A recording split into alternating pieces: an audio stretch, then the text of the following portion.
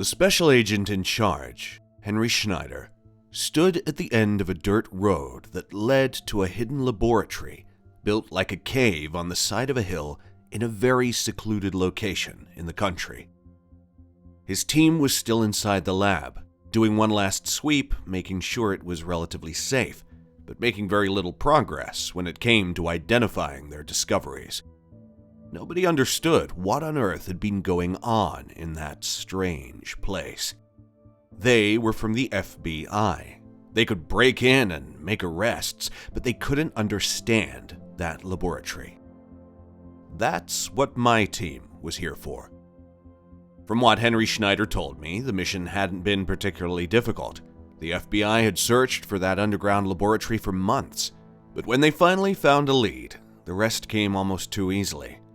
Agent Schneider led the operation. He brought the best and largest team the FBI would grant him, and they broke into the lab by surprise. Or so they thought. When they got there, the place was a mess and yet also oddly quiet, as if a tornado had passed just a second before Henry Schneider and his team effortlessly broke through the gates. The only problem was that the head scientist, Julian Beck, was nowhere to be seen. I was well acquainted with Julian's work. We used to be colleagues and we worked in the same field, a special group focused on medicine, microbiology, and the search for cures for certain illnesses that affected humanity. I was also aware of Julian's stained reputation and his disappearance from the academic world, but I didn't know he was a criminal.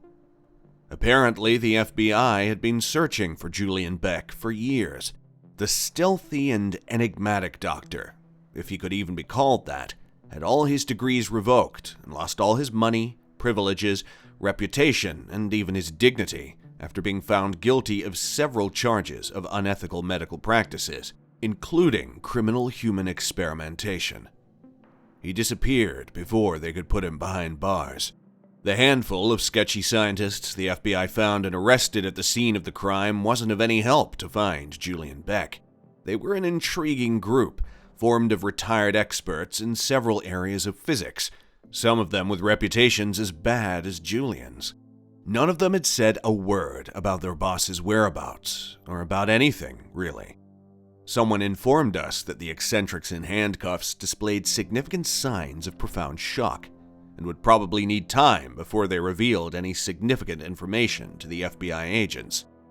Unfortunately for everyone involved, we didn't have time to sit around and wait. That's the reason Henry found me and my team. He needed answers, and he needed them immediately. The previous day, a black SUV showed up in front of my house, and Henry Schneider introduced himself as special agent in charge from the FBI, dealing with a highly sensitive and urgent mission that required the expertise of the best scientists in the country, knowledgeable in areas of biology, physics, and the history of Julian Beck. A quick trip to pick up my colleague Natasha Robinson and half a dozen more scientists, a short flight to the middle of nowhere, and another long drive in a similar black car, and we made it to the infamous laboratory built like a cave on a hill. Doctor, Henry called me. If you and your team could follow me now, please. We trailed after the special agent like lambs to the slaughter. A large vehicle filled with FBI agents drove away from the scene. We were left alone with Henry and 3 agents guarding the door. The scandalous laboratory was all ours.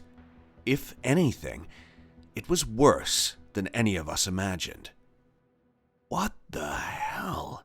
I whispered, looking all around me. 6 other scientists behind me muttered similar signs of shock. Why does it look abandoned? Natasha wondered. She was my right-hand woman, and I trusted her with my life. I thought you only busted this place like a few days ago. It happened yesterday. Henry said matter-of-factly. The filth, dust, and cobwebs were here when we arrived. We guess everyone was obsessively focused on their work to care about hygiene. All the arrested scientists have shown signs of malnourishment, infections, and other diseases. You have them working under conditions of slavery. Natasha pointed out, flinching away from a workstation that, Apparently, it had also been used as a bathroom. Huh. It gets worse, Henry said. It really was a rudimentary cave. Dark, rough, a high ceiling.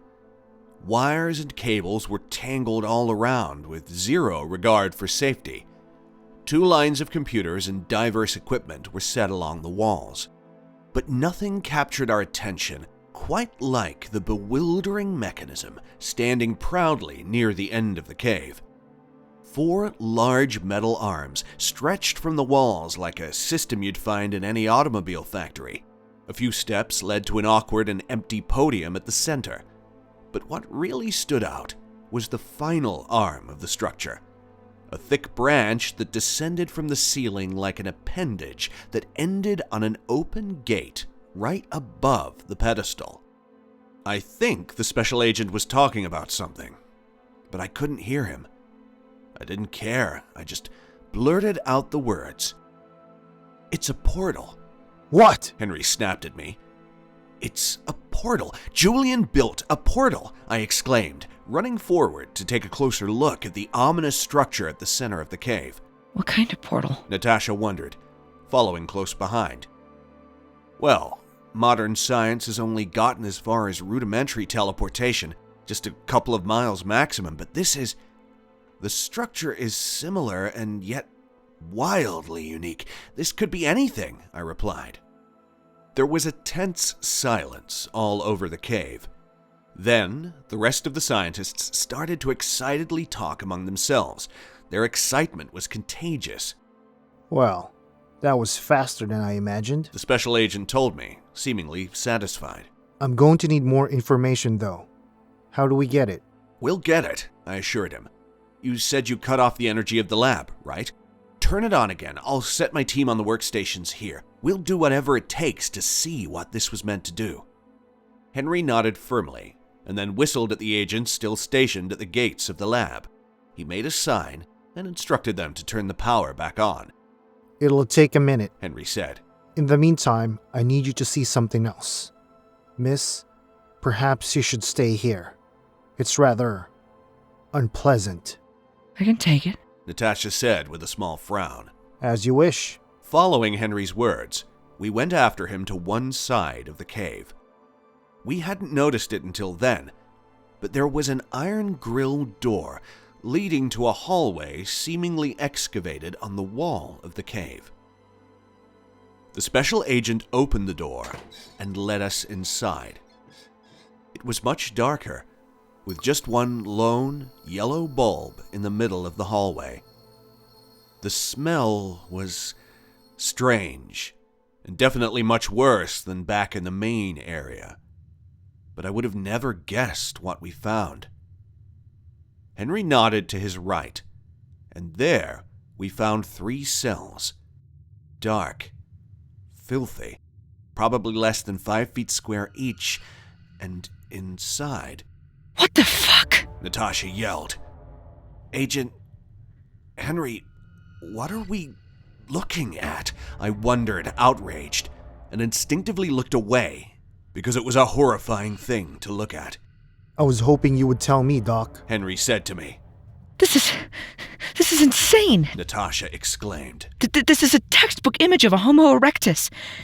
Are you sure this isn't prosthetics or makeup? It's human devolution, I said. Natasha and Henry looked at me, equal parts confused and mortified. I've only heard it mentioned a few times before. It was Julian Beck's dream experiment, but I never got to see any real results. Until now, I suppose. It's regression.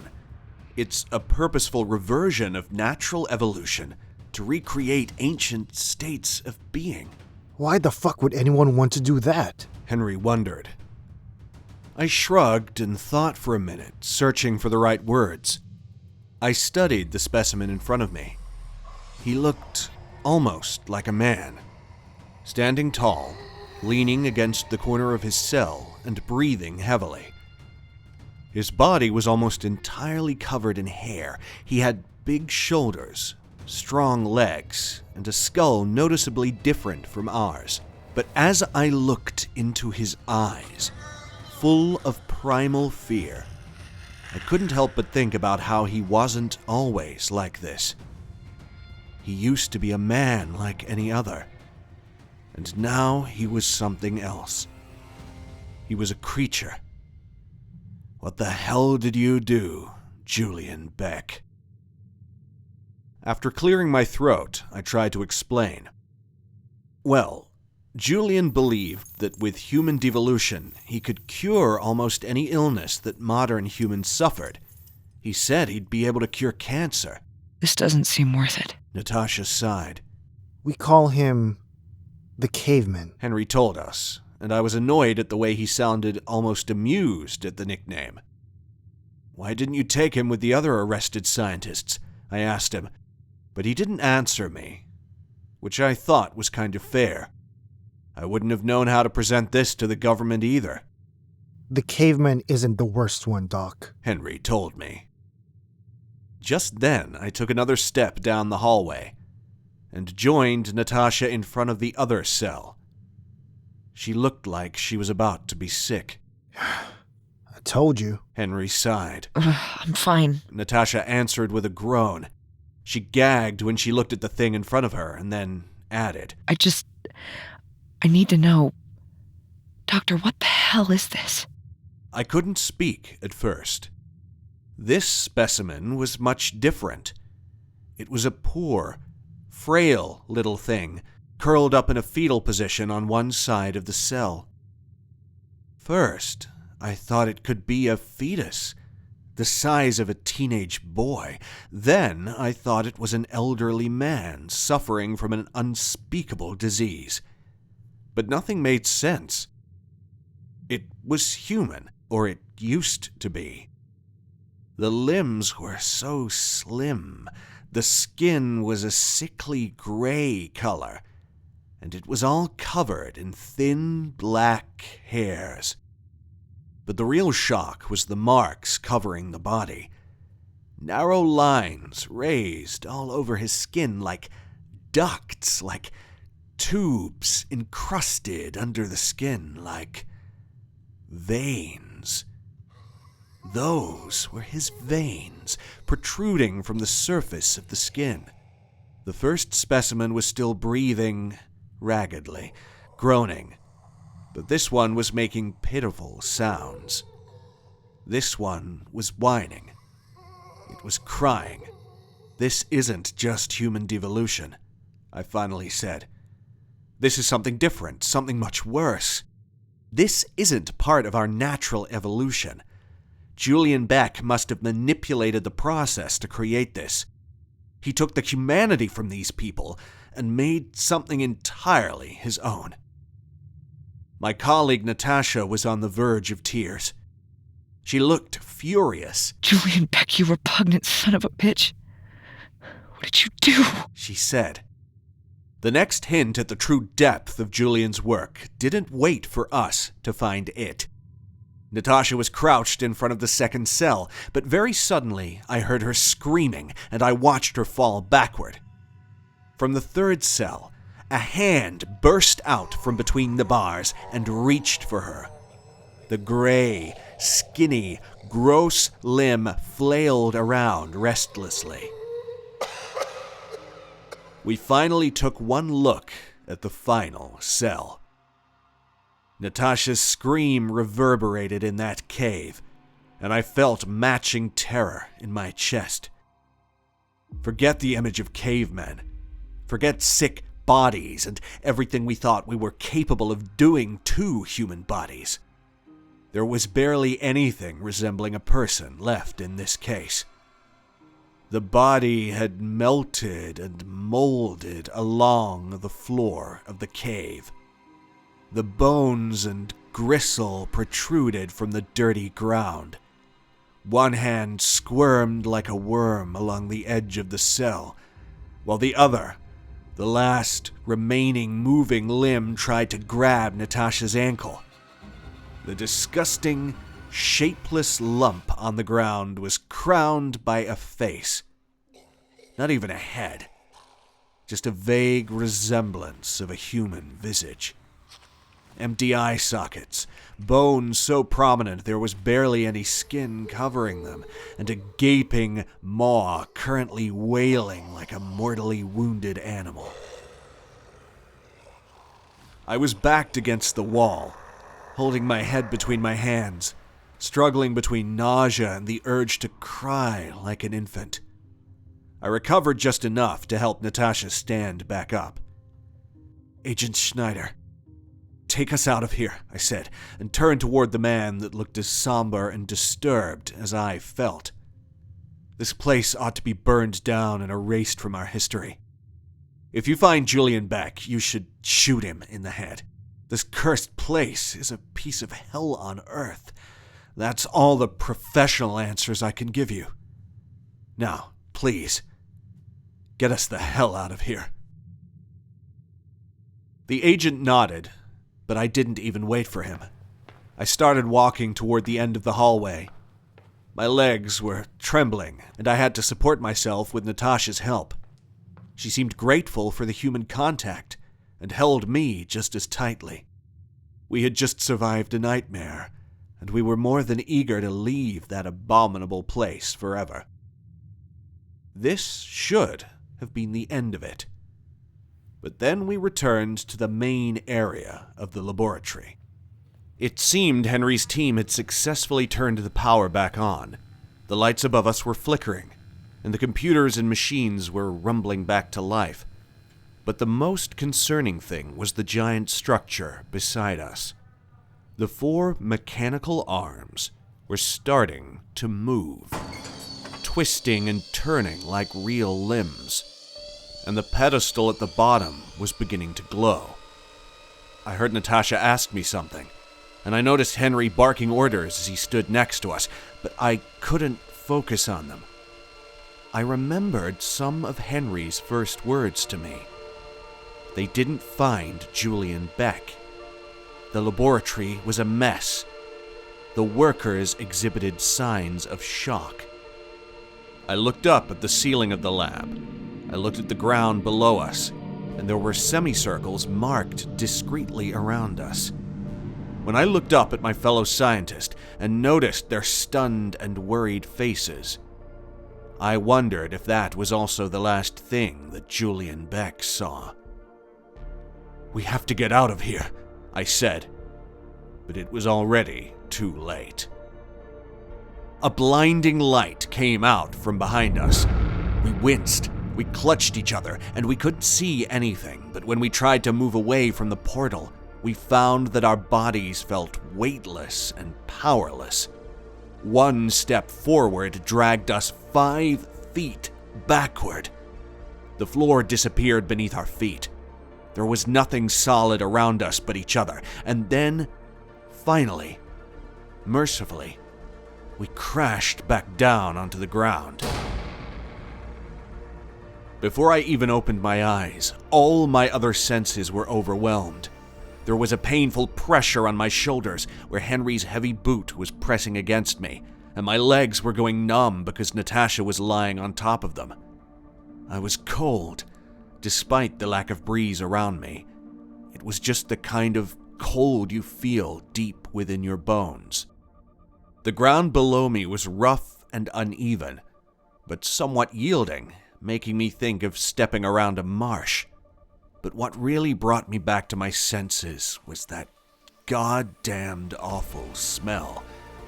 It brought me back to my medical studies, to anatomy classes, and the lingering smell of formaldehyde, and the memory of dissected bodies. But much worse. Sharper, as if the formaldehyde wasn't quite enough to disguise the scent of death and stop the decomposition of the flesh and organs. I pushed myself to a seated position and realized the special agent was already up and alert, studying our surroundings. Natasha was waking up and immediately throwing up somewhere near my feet. I couldn't blame her. If the smell wasn't bad enough, then the disturbing space around us was enough to make any person gag. Fucking hell. Henry sighed when he realized we were awake and listening. This is revolting. This Doc, please, help me understand what this is. I was shocked to hear his voice tremble. This man was from the FBI. He said he was a veteran. He was prepared for the worst that humanity could throw at him. And our current location was almost enough to bring him to tears. Doc, please tell me we are...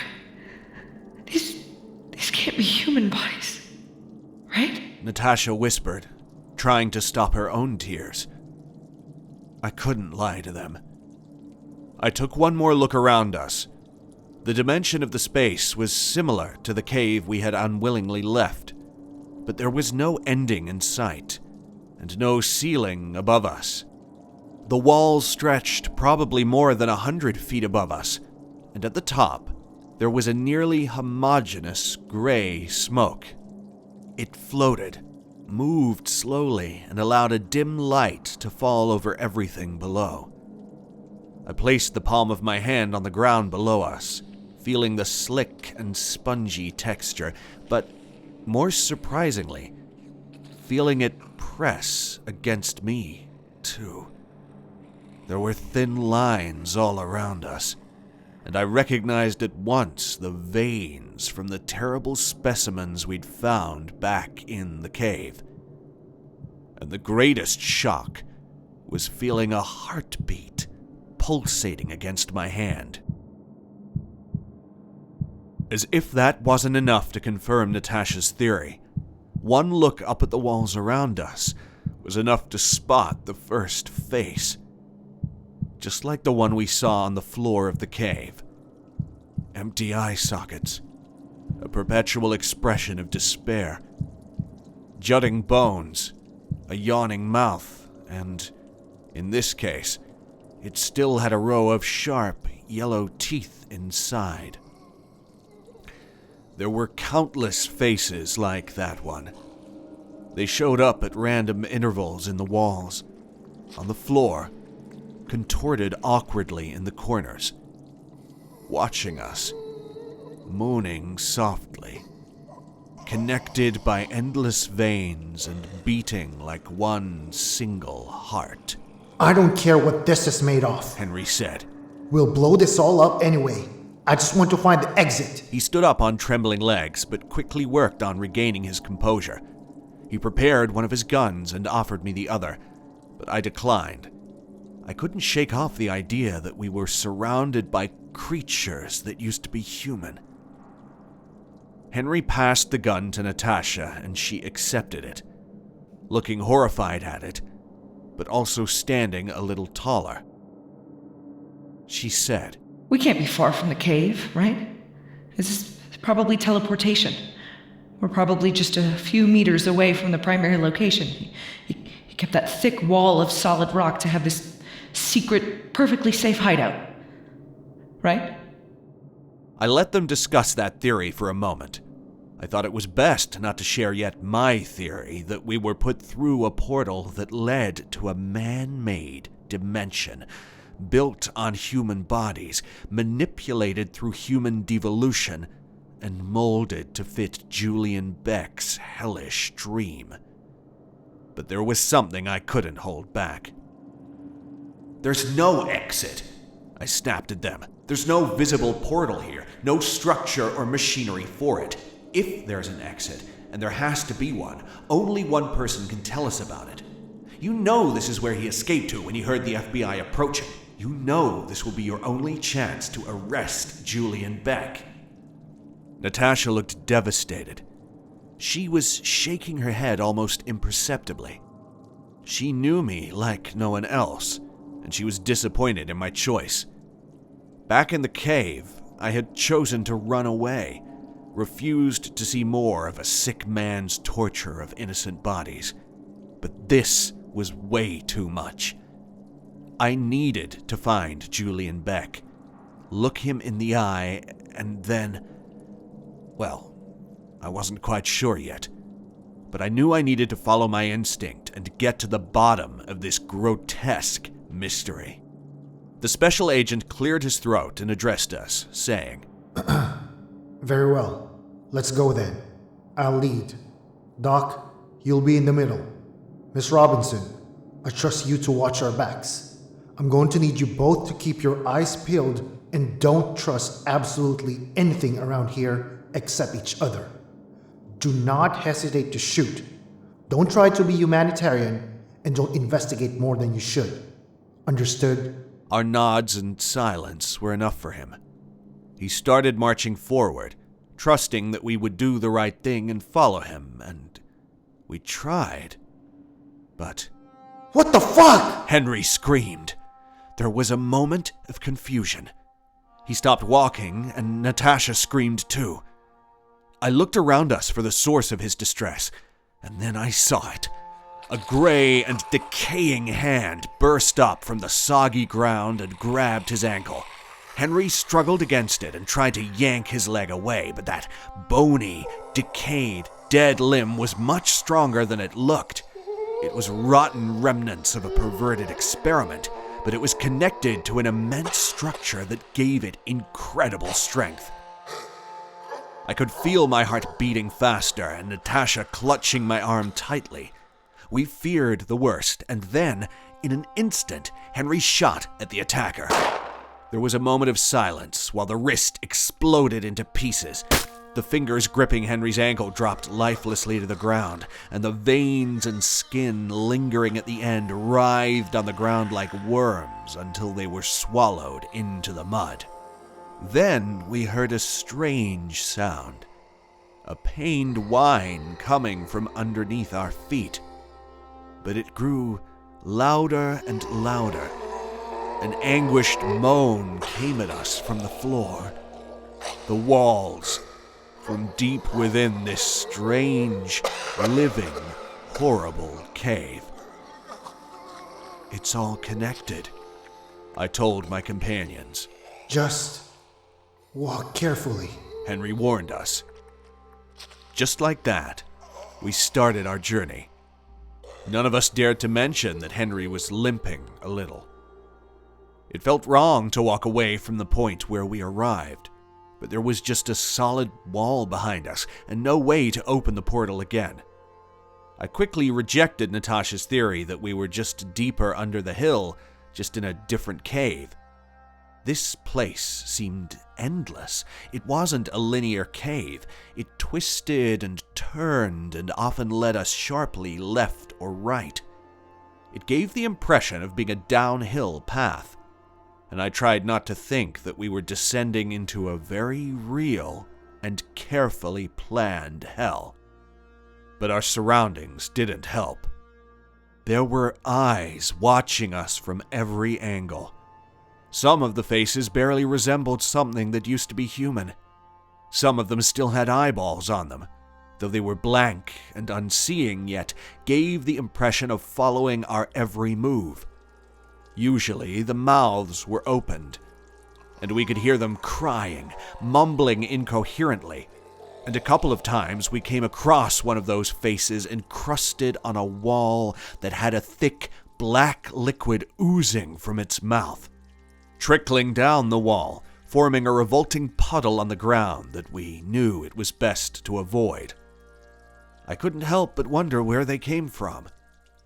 If they were ever human, if Julian transformed them in this dimension, if he had been grave robbing fresh corpses to bring here, if he kidnapped innocents in the real world, if there was a chance these people willingly offered their lives and bodies to be profaned and used for a despicable man's benefit. I was so focused on my thoughts that I missed Henry whispering an order. He had to grab my arm to keep me from taking another step forward. That's when we realized we weren't alone. It wasn't just the remains of faces and limbs dangling from the walls.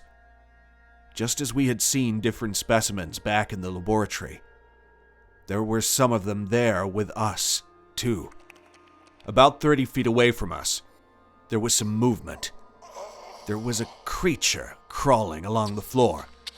It was like the second specimen we found. Gray, hairy, with protruding veins and skin sticking to its bones. It was made up of the same as everything around us, and its skin was so rotten it seemed that with every move it had to detach itself from the sloppy ground that tried to absorb it. In the silence, I could hear the nauseating squelch of the skin hitting the ground. The poor thing moved toward us slowly, on its hands and knees. Henry pointed his gun at it and signaled us to stay quiet and still as he decided what to do. But he didn't have time to think any longer. The choice came running at us from around a corner. It was something like the caveman we encountered previously. It was almost a man, full of hair, burly, fast, and growling angry as his white eyes focused on us. Henry didn't hesitate. He shot that creature right in the head, and then he shot the small and sick one too, just in case. The piece lasted only a second before 2 more cavemen appeared from around the corner. Henry continued shooting, but more and more of them started showing up. All of them were in diverse states of decaying, endless examples of human devolution. Human skulls on primitive bodies, veins covering them like vines, gray skin sagging from their bones, empty eye sockets. They were all dead in one way or another. Running or crawling or stumbling, they were all coming at us. Henry couldn't deal with them alone. Natasha fumbled with her gun, and at the first shot she cried out at the recoil, but she kept going. She didn't have Henry's aim and couldn't kill them at once, hitting their heads, but she was of great help. I didn't know what to do. Henry stopped to reload his gun, but I knew we couldn't fight for long. I had to do something. Julian, I know you can hear me, Julian. Stop this. Stop this right now. Let us see you. Where are you, Julian Beck? It took a moment, but then it started to feel like the world was ending right in front of us. The ground started to shake, and the creatures coming at us stopped moving, and then started crumbling. Just their bones breaking, their skin falling off, eyeballs rolling over. The few organs left deflated and melted, and everything turned into a big, rotten pile of flesh and decay in the middle of the path. One man stood behind his morbid creation. He looked half dead already, almost like any other of his monsters. He was all bones and thin, translucent skin. He was trembling on his feet, and barely holding in his hand an electronic device with dozens of cables connected to his body. "Was it worth it?" I demanded. "Was any of this worth it, Julian? You corrupted science for yourself alone, Julian. It wasn't meant to be like this. We were supposed to strive for progress. Not this. This isn't healing. You have enslaved human corpses. You've built a world of nothing but death and endless pain." Julian Beck, you're under arrest and you're coming with us, Henry said, steadily aiming his gun at Julian. It was a threat, obviously, but I could tell it was also his way to look for the exit. Julian shook his head slowly, and even then the movement made it look as if his frail skull would fall off his head. "Get out of my world before it's too late." His voice was rough and shaky. He sounded like an elderly man on his deathbed, even though he couldn't have been more than 60. His process of devolution had started, and yet he was a god in this wretched dimension he created. But I was more struck by his words. "Before it's too late." I turned to look at Henry and Natasha, and I almost screamed at what I saw. Henry's hair, which had been neatly short and gray at the temples at the start of the day, was now pitch black and much longer than before. In contrast, Natasha's youthful face now showed laughter lines and wrinkles at the corner of her eyes. I looked at my own hands and almost started crying when I noticed my veins were just slightly more noticeable than before. We were experiencing the beginning of the devolution process just by spending too much time in that horrid place. For better or for worse, Julian raised one trembling finger to the device on his hand, and without any sort of warning, a new blinding light shocked the three of us. No, I thought we couldn't leave just like that. We couldn't let Julian get away. But we couldn't fight it. The weightlessness, the light, the disorientation, and then the awkward fall on the firm and familiar ground of the laboratory. Scientists and agents of the FBI rushed toward us, looking at us with worry and shock. Henry's ankle was hurt and infected. Natasha was throwing up again. Our clothes were dirty and stained with rotten flesh. But all I could think about was destroying the entire cave and making sure that Julian Beck never returned to our world.